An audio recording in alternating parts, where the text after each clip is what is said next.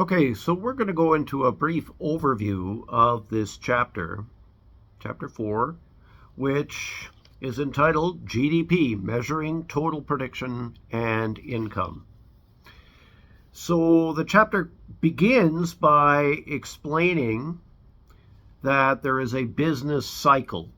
So in our economic system, there tend to be waves. You could picture it as being like a sine wave of expansion followed by contraction, followed by expansion, followed by contraction, sort of like a heart beating. And but the question might arise for you when you think about that. Okay, so we have a business cycle, so there is a regular cycle of increases and decreases in the size of the economy, or the activity of the economy, or the growth rate of the economy.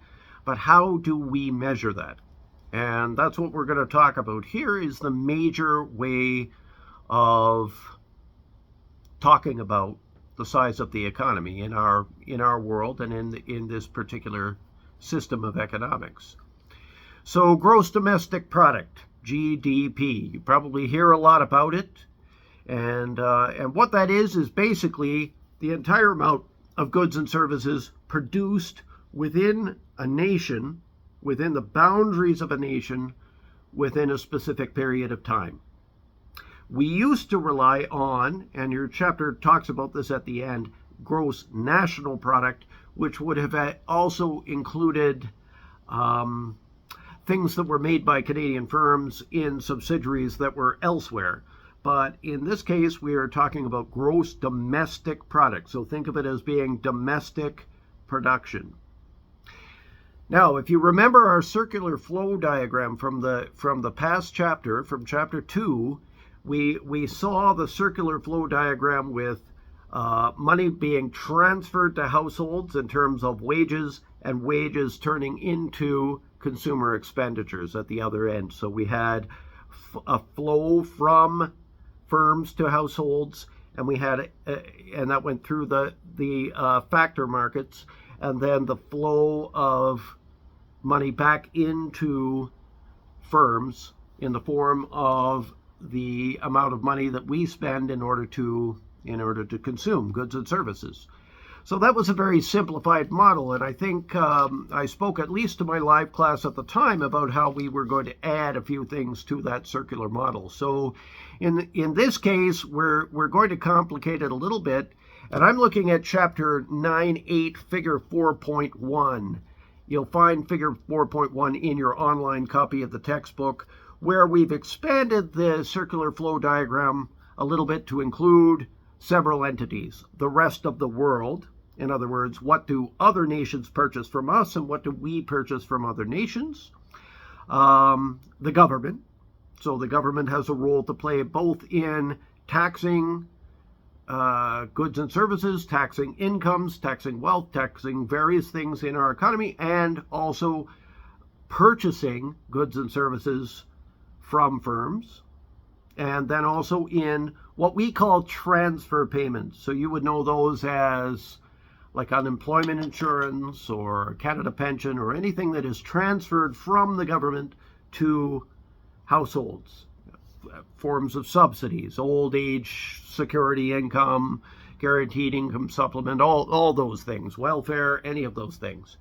And then we have the financial system, which is basically an intermediary. We put our savings, and this is where we get another oversimplification, and you're going to see this play itself out a little bit later in the chapter or in the textbook. But we put our savings into our financial institutions, and then they loan that money out to be invested by firms in order to create goods and services. So that's the extension of the circular flow model. Then we go on to talk about measuring the gross domestic product.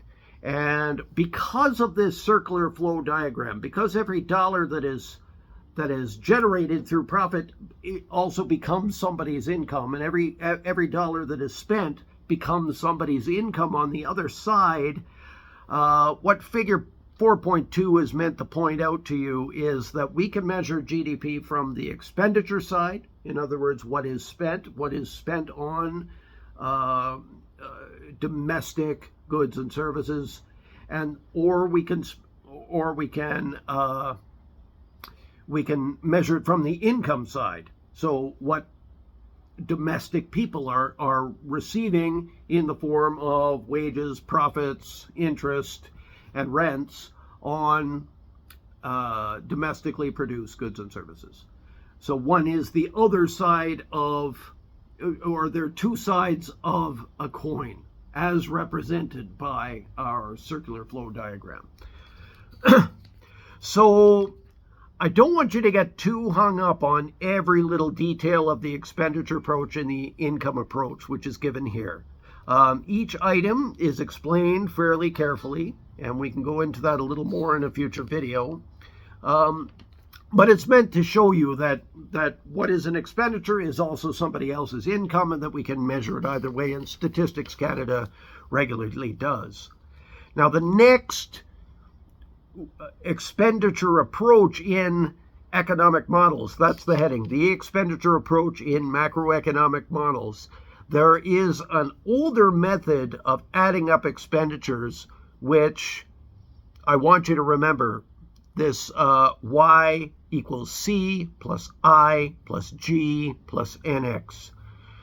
So we're saying national income or national expenditure.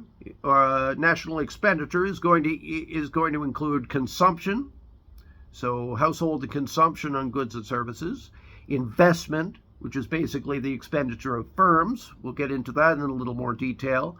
Government purchases, and that is just purchases of goods and services as opposed to transfer payments or any of the other things we talked about, unemployment insurance, etc. And then our net exports. So what do we export to other nations? So we're receiving income for what we send to other nations. So that's coming into our economy, less what we're spending on things that are imported, money that is going out.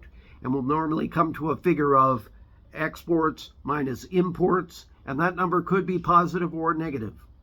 You've heard probably of what is our trade balance. That is basically the trade balance, net exports. We're going to call it that for the sake of this course.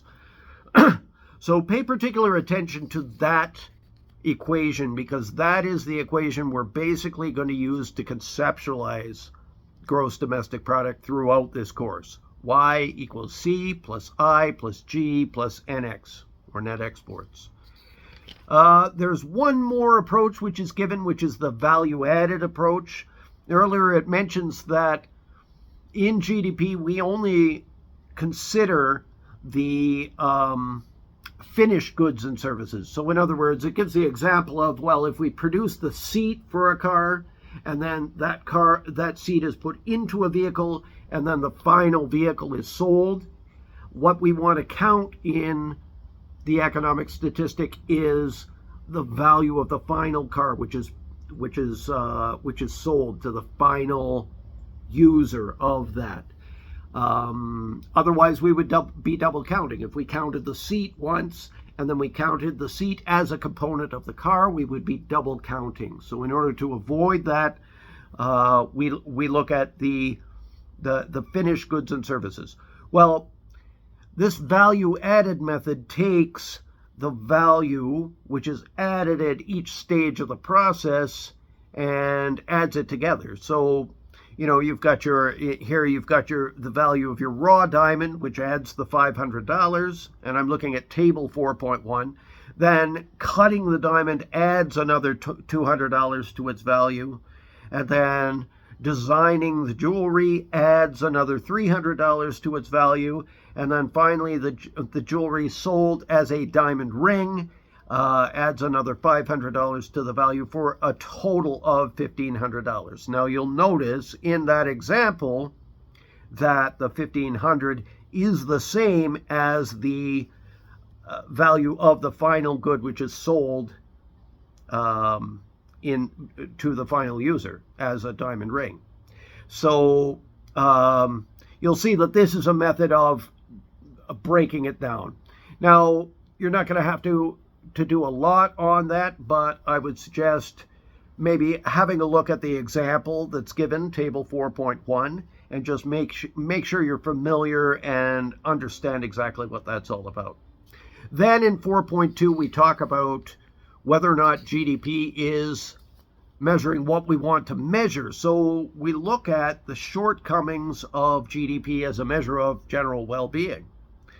Now, I've alluded to this before because, in our economic system, productivity goes up, but if we hold the line on wages, then the share of that going to the people who are actually going to spend money in our economy is relatively little, and a lot goes to profit, goes to dividends, goes to other places, foreign ownership, anywhere else.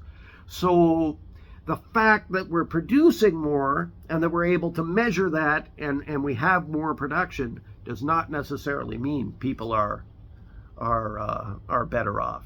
Now, it mentions some shortcomings of GDP as a measure. In other words, that we can't measure quality of life because it doesn't include the value of our leisure time. I mean, that's infinitely valuable to me. I know that.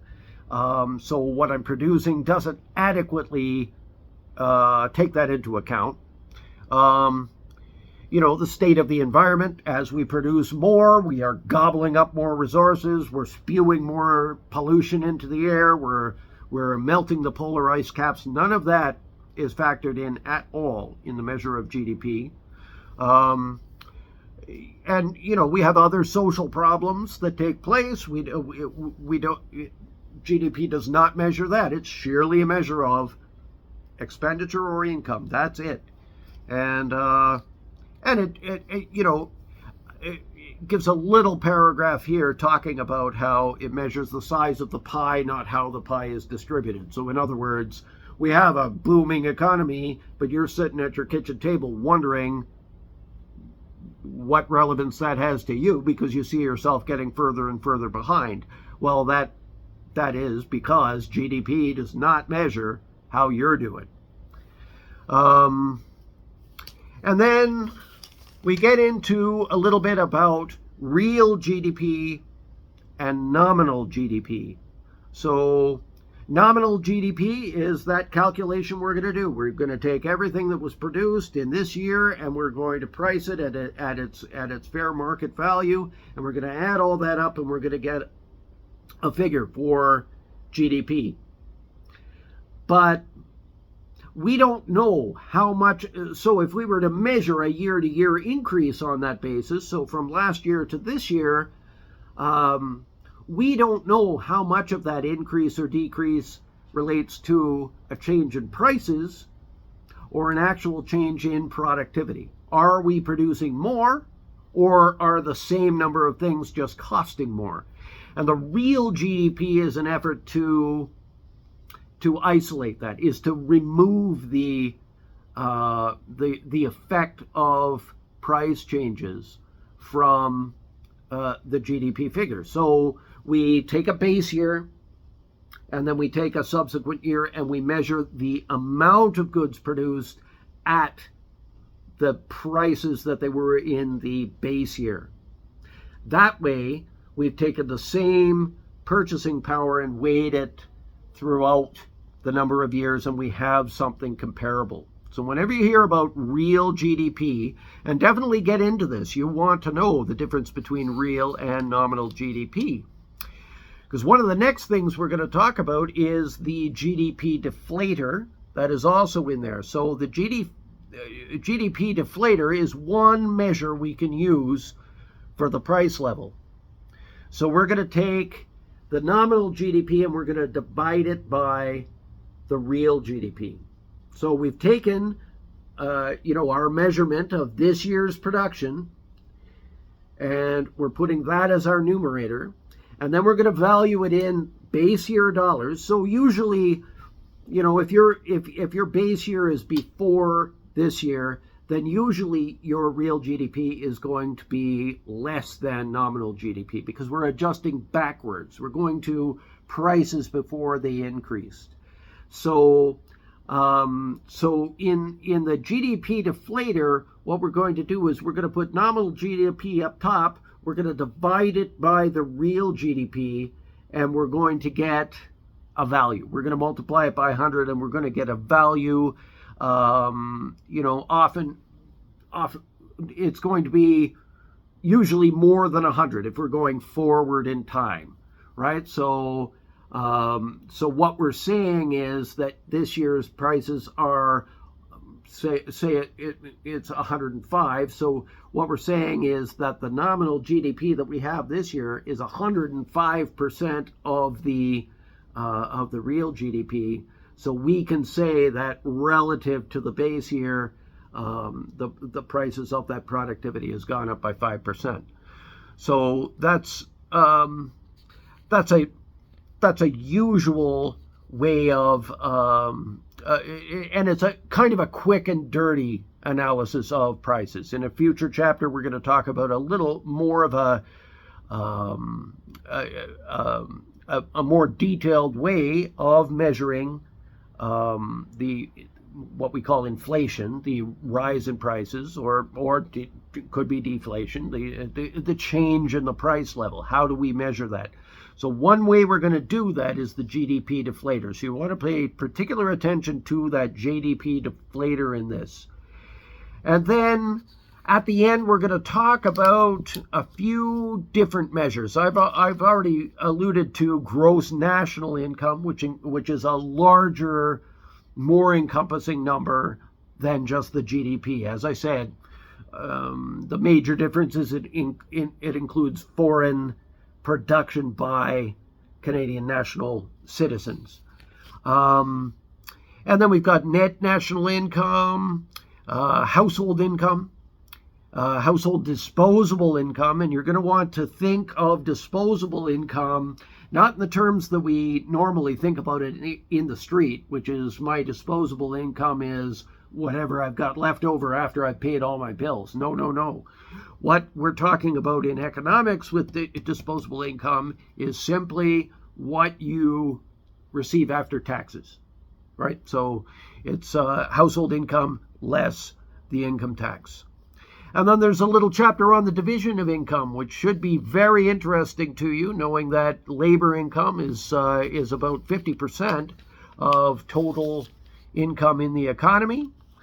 And that's it. That's the basics of this chapter. Now I'm going to do a few little breakdown videos to touch on the particular topics, but that's essentially what we're dealing with here. So pay particular attention to understanding what GDP is in the first place.